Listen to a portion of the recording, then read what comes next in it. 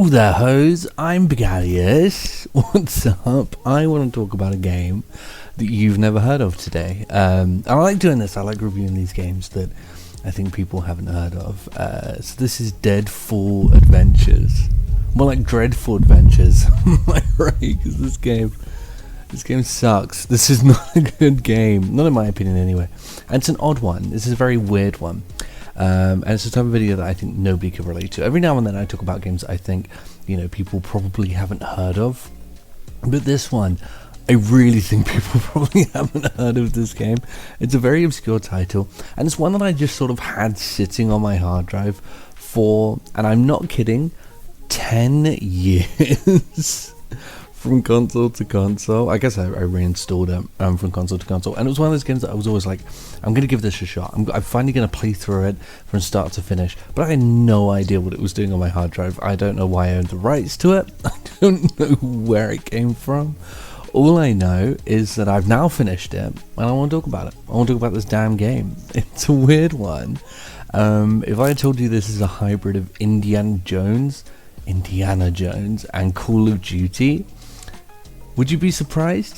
Well, you shouldn't be, because, you've been looking at it for a while, but yes, this is what happens when you blend Call of Duty and Indiana Jones. I guess a more apt comparison would be first-person Uncharted, but the thing is, if I say first-person Uncharted, there's like a aspect of like greatness to it, if I say it's first-person, it's like saying, it's kind of like Citizen Kane, it's like you're saying it's good.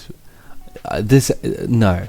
Basically, you go from like these temples to temples, solving first-person puzzles. Yes, I said first-person puzzles, and shooting people and these monsters, going from puzzle to puzzle, sort of treasure hunting and what have you. And there's bad guys. Like I said, this is very much like Uncharted. It almost feels like a rip-off of Uncharted at times. Like the soundtrack, I think the menu music is basically a knockoff of the Uncharted music.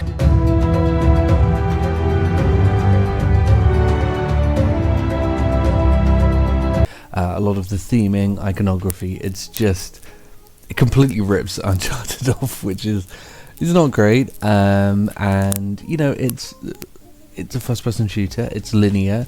I want it to be good. I'm rooting for it, but unfortunately, it just fumbles on a lot of things. Firstly, we're not even going to talk about the story. I caught little bits of the story here and there, and it was so uninteresting and poorly presented. I just couldn't. I didn't want to. I really didn't care for it. But the biggest fumble with this game is with the gameplay, which it's first-person shooter. It's sprinting. It's aiming down sights. It's very Call of Duty-esque. A lot of the weapons are like straight out of World at War. In 2013, it was the bread and butter of gaming, and it really shouldn't have been difficult to like navigate and figure out when everyone else was figuring it out too. And everyone else seemed to be able to make like a serviceable FPS, to say the least. But this, I don't really know if it is. The gunplay feels very swimmy, very lightweight. There's no aim assist, which in other games that makes sense. I've reviewed other games on this channel where there was no aim assist, but there was purpose behind that. For example, Immortals of Avium. I remember I reviewed that one, and that game has no aim assist. I didn't even mention it, which I really should have, because I was going to. But in that game, there's no aim assist because they want you to use the powers and use area AOE powers. And things like that, and they don't want you to just play it as a generic shooter. They want you to experiment with different powers, and in order to promote that, they're going to have to take away the ability to just, lock on and shoot the enemy. Unfortunately here, that's not the case. You just have a bunch of guns, but there's just no aim assist whatsoever. So you're just like doing your best to have your cursor or whatever it is on the enemy. I've seen PC gameplay of this that looks a lot better than this 360 footage that you're looking at, and the 360 version that I played. But I think you could say that with a lot of games, honestly, and given that this is like the universal baseline for the game, I just don't think it's acceptable. It's really bad. It's very bad gunplay, and the weapons themselves like quite unimaginative. You'll run around with like MP40s and various different assault rifles and submachine guns and your generic sniper and stuff like that. The level design actually sometimes is okay. You know, it's not too bad. That's probably the biggest compliment I can give. But aside from that, I mean, the enemies are very uninteresting to fight. You're either fighting these humans or these generic monsters. The generic monsters are more interesting to fight, and they're different variants of the generic monsters. But they have this like torch trick, which is, I guess, designed to set the game out from other games, you know, set it apart from other games, where you have to like shine your torch with like an extra torch shining beam on the enemy in order to do damage whilst you're attacking it. And this is totally unique to this game, and no other game has tried this. Except Alan Wake. Alan Wake tried this like 3 years before this. It sort of takes away from any originality in this game. Yes, this game has no originality. Even the puzzles, which, okay, let's go there. Let's get to the worst part of the game, the part that I dislike the most. The puzzles, which I don't like at all. They're all ripped off from other games or other media franchises. Like, you have to direct the light over here, or you have to move these puzzle pieces, you know, from here to here, or you have to move these silhouettes to match what's in your notebook. The only half decent thing about this game is that when you are doing the puzzles, you can open your notebook, which gives you little cues and clues as to what to do during the puzzle. I think this is the only relatively unique feature of the game, although it's not really, because in Uncharted you had a similar thing, but here it's more sort of readily available, and it highlights some of the things, you know, ways to get past things. So that's kind of cool.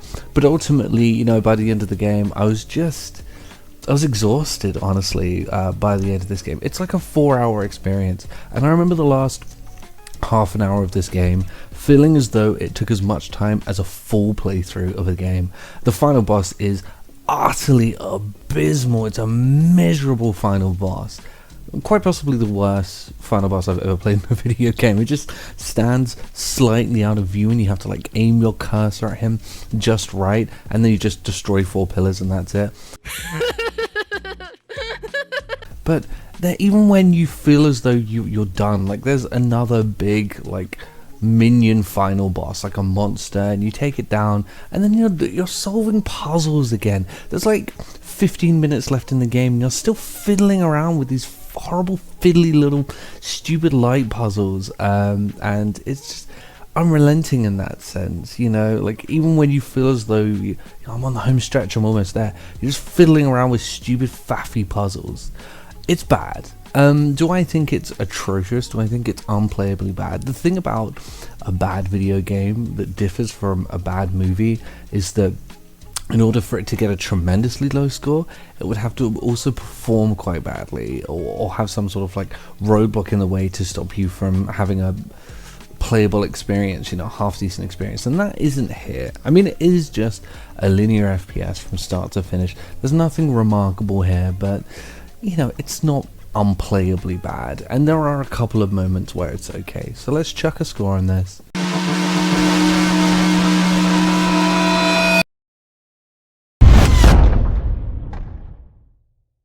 So for this game you've never played, that's what I've gone for. It may seem harsh, but I judge these games by what I think of them now and how much fun I have with them now, and I didn't. So, and it was really miserable towards the end. Anyway, I guess I'll see everyone later.